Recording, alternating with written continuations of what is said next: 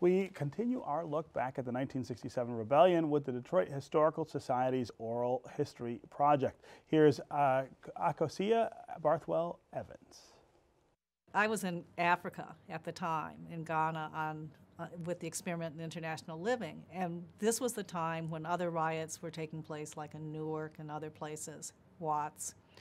And I remember my little group said, did I think that would happen in Detroit? And I said, oh, absolutely not, because most people have this house, car.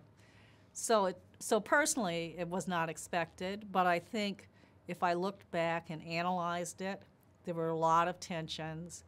You know, of course, there were more things were beginning to move out of the city. So when you had Northland and, you know, sort of the migration and the suburban malls and things like that.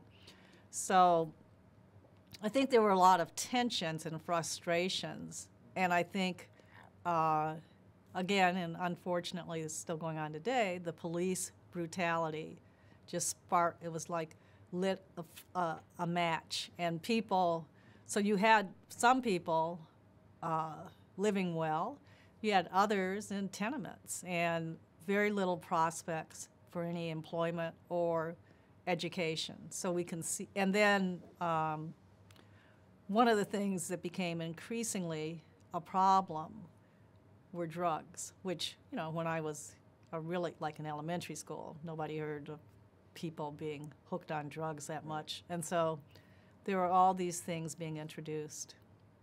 So I don't think, I mean, I think it wasn't, maybe it wasn't, oh, this is going to necessarily happen, but it wasn't a total shock.